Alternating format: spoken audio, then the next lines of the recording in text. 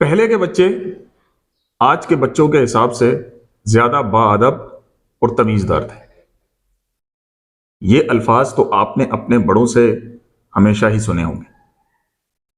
तो आइए इस पे आज हम एक अपने स्कूल के एक्सपीरियंस टीचर, जिनके पास 31 से 32 साल का एक्सपीरियंस है, जो उन्होंने अपने ज़िंदगी के अनमोल दिन तलबा के साथ गुजारे और वो आज भी गुजार रहे हैं, उनसे जानते हैं कि आज के तलबा में, आज के बच्चों में और पहले के बच्चों के दरमियान क्या फ़र्क था।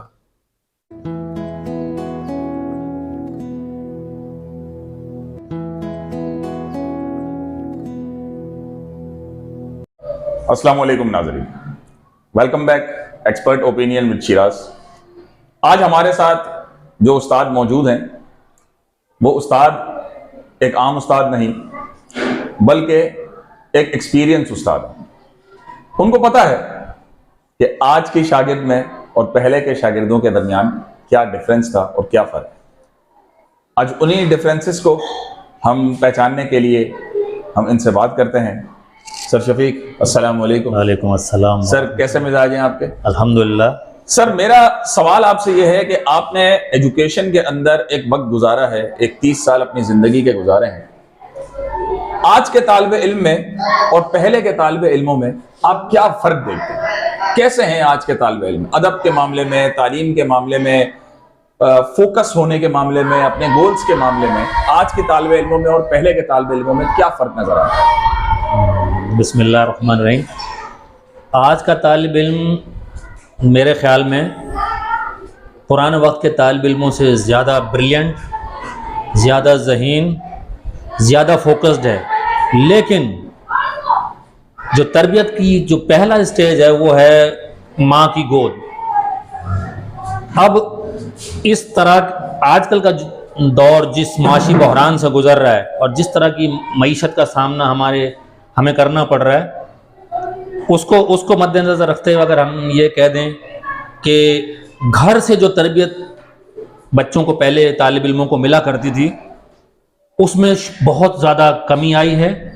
वो कमी अब हमें स्कूलों में नज़र आना शुरू हो गई है। ठीक है सर। जिसका नतीजा हम ये निकालते हैं कि शायद आज का तालिब इल्म उतना बाअदब नहीं है, उतना तमीज़ वाला नहीं है, उतना प्रीवियस नॉलेज उसके पास नहीं है जितना कि पहले दौर के तालिब इल्मों के पास वो नॉलेज हुआ करती थी। ठीक है, ये वो गैप है जिसको आप जनरेशन गैप कह लें, दौर का एक गैप कह लें। ये वो गैप है जिसकी वजह से आज के तालिब इल्म में हमें जो कुछ कमी कोताहियाँ हमें मिल रही हैं, ये उसका नतीजा है कि घरों से जो तरबियत मिला करती थी पहले ज़माने के तालिब इल्मों को, वो नहीं मिल पा रही हैं। माँ बाबा के पास टाइम नहीं है, उनकी मईशत उन्हें इजाज़त नहीं दे रही कि वो अपने कुछ टाइम, कुछ घंटे अपने बच्चों के साथ गुजार सकें, जिसका नतीजा ला मुहाला ये निकला है कि वो बच्चे हमारे पास नहीं पहुंच पा रहे जो पहले ज़माने के तालिब इल्म हमारे पास पहुंचते थे। उनकी प्रीवियस नॉलेज भी हुआ करती थी, वो इनसे ज़्यादा बाअदब थे। लेकिन मेरे ख्याल में इस वक्त के बच्चे ज़्यादा इंटेलिजेंट हैं, लेकिन वो फुकदान है थोड़ा सा, घर से तरबियत का जो फुकदान है वो बहरहाल हमें नज़र आ रहा है आज के तालिब इल्म में। वो कहते हैं कि बच्चे की पहली दरजगा उसकी माँ की कोख हो। बेशक, बिल्कुल तो बिल्कुल। मतलब आप ये कहना चाह रहे हैं कि जो गैप पहले के तालिब इल्मों में और आज के तालिब इल्मों में है, वो सिर्फ ये है कि वो अदब का, तरबियत का, जो बुनियादी तरबियत का जो गैप है, जो घर से लेकर आते थे, वो उसका फुकदान है, उसका फुकदान नजर आ रहा है, बिल्कुल वाज़ेह नजर आ रहा है। अच्छा सर, एक तो ये अदब का मामला, और दूसरा कहा कि आज का तालिब इल्म यहाँ पे ज़हीन है पहले के तालिब इल्मों के मुकाबले में, क्योंकि वो एक टेक्नोलॉजिकल माहौल में पैदा हुआ है। जी जी, वो छोटा बच्चा है और उसे पता है कि मोबाइल किस तरीके से यूज़ करना है, टेक्नोलॉजी को किस तरीके से यूज़ करना है, क्योंकि वो घर के अंदर ये सारे के सारे माहौल देख रहा है। लेकिन सर उसके बावजूद भी अगर हम देखें तो हमारे गवर्नमेंट स्कूल्स के बच्चे प्राइवेट स्कूल्स के निस्बत बहुत पीछे रह जाते हैं।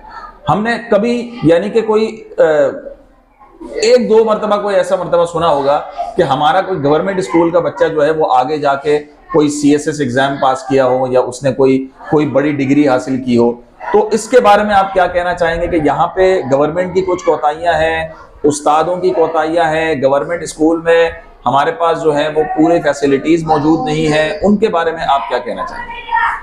मेरा ख्याल ये है कि जो लोगों की अपनी मईशत है ना, उसका भी गहरा ताल्लुक है इससे, क्योंकि गवर्नमेंट स्कूल में अमूमन वो लोग अपने बच्चे भेज पा रहे हैं जो प्राइवेट तालीम को अफोर्ड नहीं कर सकते, उनके एक्सपेंसेस बर्दाश्त नहीं, वो उनके लिए काबिल बर्दाश्त नहीं है, क्योंकि तालीम भी यहाँ पर इतनी महंगी हो चुकी है।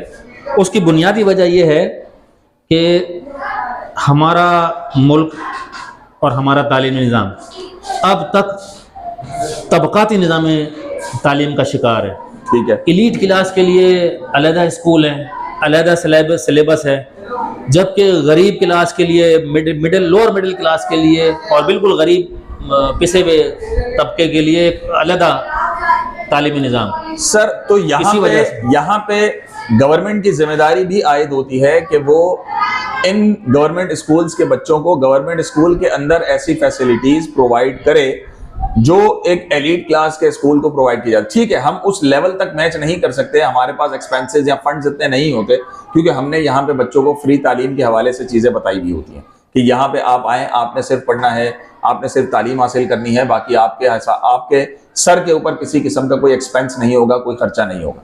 लेकिन कम से कम हम उन बच्चों को इस लेवल तक तो मैच करवा सकते हैं, क्योंकि अभी हमने सुना है जो नई भर्तियां हुई हैं उनमें काफ़ी उस्ताद जो है वो इस तरीके के आए हैं कि वो इन बच्चों के मुताबिक तरबियत हासिल कर सकते हैं। तो आप इस हवाले से क्या कहना चाहेंगे? क्योंकि गवर्नमेंट की नाअहली तो यहाँ पर हम देख सकते हैं, क्योंकि यहाँ पे फंड्स का बहुत ज़्यादा फुकदान है, फंड्स हमें नहीं मिलते, जिसकी वजह से बच्चे हमारे वहाँ तक नहीं पहुँच पाते। तो गवर्नमेंट के बारे में आप अगर कोई राय एक हिसाब से देना चाहें तो हम इस गैप को किस तरीके से फिल करें जो प्राइवेट और गवर्नमेंट स्कूल्स के दरमियान बच्चों में मौजूद है? ये गवर्नमेंट स्कूल में ये तालीम का इन्हितात, इसकी 3 बड़ी रीज़न्स हैं मेरे ख्याल में, 3 बड़ी वजूहात हैं। पहली तो है इंतज़ामी, सही है, उससे बढ़कर है सियासी, तीसरे नज़म पे मेरा ख्याल है मुआशरती वजह भी है। जी जी, ये 3 बड़ी वजूहात हैं जिनकी वजह से हम तालीमी जो हमारा लेवल है उस पाए का नहीं है जो कि एक एलीट क्लास को हम मुहैया कर रहे हैं, हमारे यहाँ मुहैया किया जा रहा है। हम बटे हुए हैं 3 तबकात में। ठीक है, 2 तबकात तो वाज़े हैं, तीसरा जो अंसर यहाँ पर लैक कर रहा है, खाली है, वो है इंतज़ामी। गवर्नमेंट की मेरा ख्याल है कि तरजीहात में ही नहीं है कि गरीब का बच्चा पढ़ जाए, ठीक या गरीब के बच्चों को पढ़ाया जाए। जो थोड़े बहुत फंड दस्तियाब हैं उससे गवर्नमेंट के स्कूलों में फंडिंग हो रही है, जिसके खातिर खा नताइज नहीं हम ले पा रहे। उसकी बुनियादी वजह इंतज़ामी है। और फिर सियासी बिल, जहाँ सियासी बिल आपकी ख़त्म होती है तो वहाँ इंतज़ामी कमी कोताही नज़र आना शुरू होती है, जो हमें वाज़ेह तौर पर नज़र आ रहा है। बिल्कुल सर। तीसरा है समाजी, ये मैं पहले इसकी निशानदेही कम लफ्ज़ों में कर चुका हूँ। वो ये है कि मईशत ने हमारी लोअर मिडिल क्लास, गरीब क्लास और पसमानदा क्लास को तो तकरीबन तहस नहस करके रखा। बिल्कुल सर, जिसकी वजह से हमें ये बहुत ज़्यादा फ़र्क नज़र आ रहे हैं। हाँ, अब मुझे उम्मीद हो चली है कि ये जो अभी न्यू अपॉइंटमेंट्स हुई हैं, नए असातिज़ा इकराम जो आए हैं, ये माशाल्लाह बहुत क्वालिफाइड हैं, तजर्बेकार हैं, और मुझे तो ये 4-5 महीनों में ही उनका मोतरफ़ होना पड़ेगा। मोतरफ़ हो गया हूँ मैं उनका, नए असातिज़ा का, कि वो जिस जाँफशानी से और जिस मेहनत से पढ़ा रहे हैं, मुझे उम्मीद हो चली है कि काफ़ी बेहतरी मुझे नज़र आ रही है। मतलब आप सर ये कहना चाह रहे हैं कि 5 से 10 साल में इंशाल्लाह गवर्नमेंट स्कूल्स के अंदर वो बेहतरी, या अगर ये पॉलिसी मुसलसल तसलसल के साथ जारी रहती है, इसमें कोई सियासी गैप, इंतज़ामी गैप ना आया, तो मुझे उम्मीद है कि 5 साल बाद इसके रिजल्ट बतदरीज आना शुरू हो जाएंगे इंशाल्लाह। मुझे तो कभी उम्मीद है।